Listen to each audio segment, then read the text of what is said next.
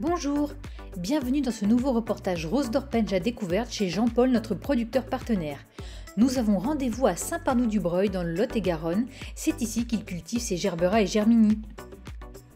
C'est en 1975, après son service militaire, que Jean-Paul est embauché chez Rose d'Or par Bernard Allary. Pendant près de 7 ans, il sera chef de culture avant de racheter son entreprise actuelle. Aujourd'hui, il cultive près de 80 variétés de Gerbera et Germini ainsi que des fraises.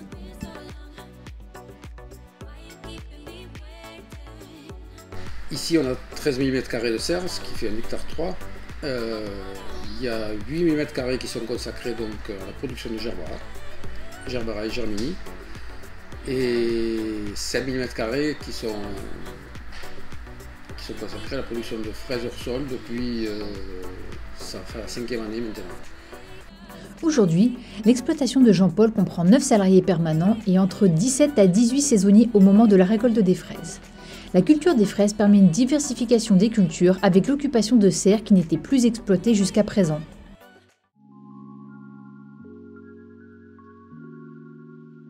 Le Gerbera et le Germini, nous on cultive ça sur le cycle de 3 ans. C'est-à-dire qu'on a divisé le cycle de production en 3, et tous les ans on remplace un tiers de la production par du plan qu'on achète en Hollande, puisqu'il n'y a que là qu'on en trouve. En France ça n'existe pas, ça n'existe plus. Et donc on reçoit le plan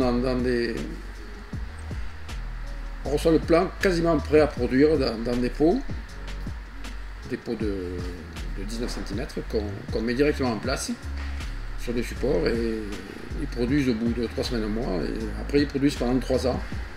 Et donc au bout de 3 ans, on jette les anciens pots et on remplace. Un tiers tous les ans. Ça fonctionne comme ça.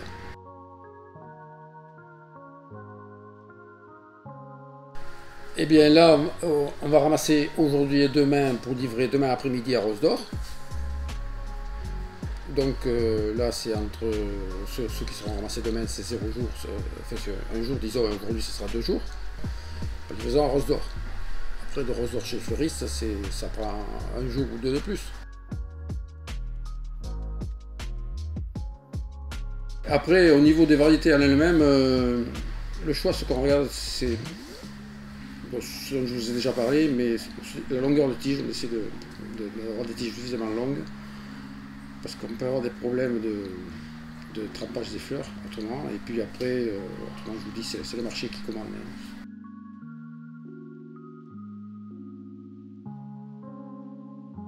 Cette année, les couleurs les plus populaires sont le orange et le rose.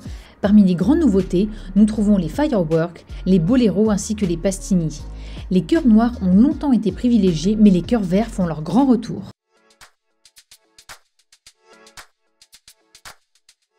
Qui a une bonne tenue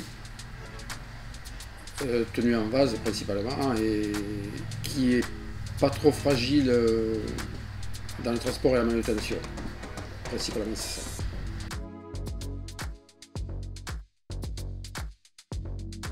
On est HVE, donc ça c'est autant pour les fraises que pour les fleurs, HVE. Donc on limite beaucoup tout ce qui est... On fait attention à tout ce qui est traitement, traitement des eaux d'irrigation, enfin traitement, recyclage des eaux d'irrigation. Du coup, je ne parle pas physiquement, je parle au niveau de l'entreprise, financièrement, d'avoir réussi à passer les années difficiles qu'on a passées. Et surtout d'avoir pu garder du personnel, certains que j'ai depuis 40 ans déjà. Pour moi, c'est quand même une fierté d'avoir pu leur assurer un travail et d'avoir fait en sorte qu'ils soient restés.